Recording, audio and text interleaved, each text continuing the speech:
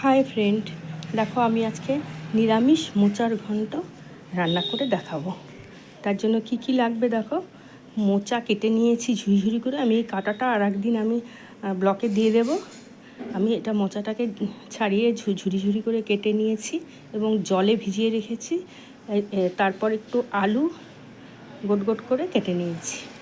তবে মোচাটাকে আমি প্রেশারে সিটি মেরে নেব। একটু জল দিয়ে মোচাটা দিয়ে দিলাম, প্রেশারে 4 থেকে 5টা সিটি মেরে নেবো। এর জন্য একটা মশলা করে নেব। একটু আদা স্লাইস করে নিয়েছি, তারপর নিয়ে নেবো 1 চামচ জিরে, গোটা জিরে, তারপর শুকনো লঙ্কা, জল দিয়ে এটাকে আমি পেস্ট করে নেব। তারপর একটু আতপ চাল, কালো নুনিয়া বা গোবিন্দভোগ চাল হলেই হবে। একটু আতপ চাল পেস্ট করব। একটু টমেটো আমি ঝুরি করে নিয়েছি। এবার কড়াইয়ে তেল দিয়ে দেব। তেল দিয়ে আমি কয়েকটা গোটা মশলা এর মধ্যে ছেড়ে দেব। প্রথমে শুকনো লঙ্কা, তেজপাতা দেব, তারপর এই যে গোটা গরম মশলাগুলো আমি এর মধ্যে দিয়ে দিলাম। তারপর দিব একটু জিরে। এই মশলাটাকে ভালো মতো ভাজা হয়ে গেলে এর মধ্যে আমি আলুটাকে আগে থেকে একটু ভাপ দিয়ে রেখেছিলাম।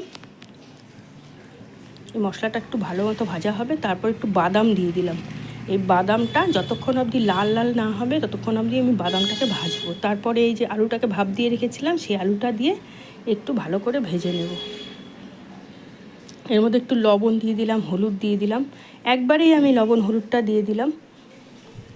তারপর এগুলোকে ভালো করে লাল লাল করে ভাজা হয়ে গেছে। এবার যে টমেটোটা ছুরি করে রেখেছিলাম এই টমেটোটা দিয়ে দিলাম। এই টমেটোটা যতক্ষণ অবধি এর কাঁচা গন্ধ না যাবে ততক্ষণ অবধি আমি এটা ভাজবো।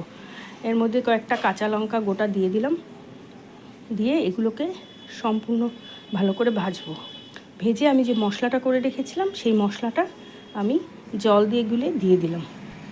এবার মশলাটা ভাজা হয়ে গেলে এই দেখো সুন্দর ভাজা হয়ে গেছে। এবার তেল ছেড়ে গেছে।